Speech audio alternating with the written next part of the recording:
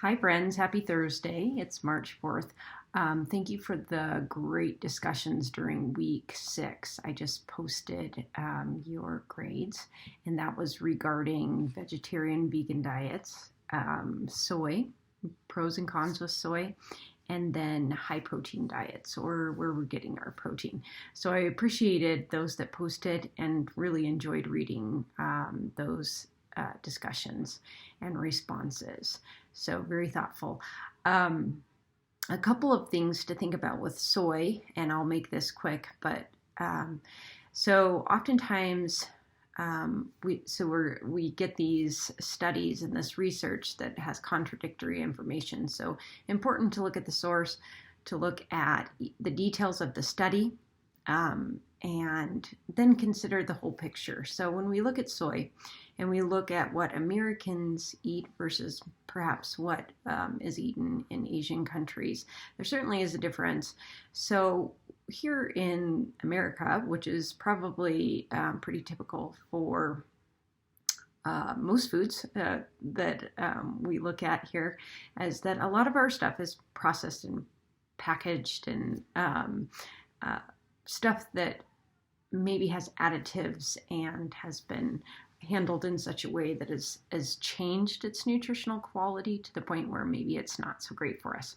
So long story short, the soy that's eaten in Asian countries is probably in its least processed form. It's more whole food form coming from the soybean.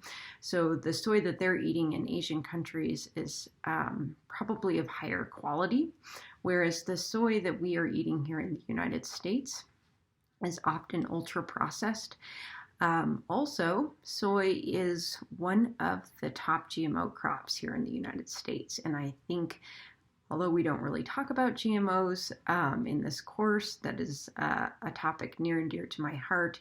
And I think there's certainly something to be said about soy being a GMO crop and that being incorporated in a lot of processed packaged foods that we see on the shelves.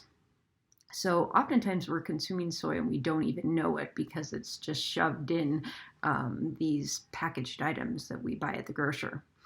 So those are some differences. Fermented and non-fermented. It seems the study focusing on non-fermented soy saw the most benefit as opposed to fermented. But if you look at perhaps different benefits, you might find that fermented soy has different positive benefits than non-fermented soy. So fermented soys are those tempehs and miso, fermented product. So we associate fermented products with probiotics, positive bacteria that improve our gut health. So there's lots packaged up in that soy discussion. So I appreciate you guys bringing some of that to light. Fun to hear vegetarian vegan talk. I appreciate the examples of some of your friends, it sounds like, that are crazy athletes that are vegetarian, or vegan, which is super cool. I'll share a website about that in particular, one that I follow and get some good recipes off of, called No Meat Athlete. I'm vegetarian myself, so I feel a little bit partial towards that, but never would push anyone in any one direction because we are all so different. And protein. Lots of us eat lots of protein all the time, get it from all sources all day long.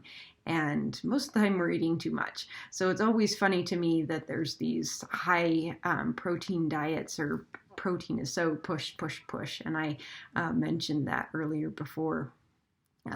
We get plenty of protein. And often we don't need supplemental protein shakes, protein powders, protein bars, protein. We get plenty of whole food protein in our diet. And I think that's important because whole foods provide us with so many more valuable benefits than supplementation, I guess.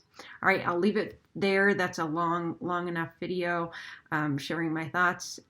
Thank you for that past week's discussion, and I look forward to week 7. So happy Thursday.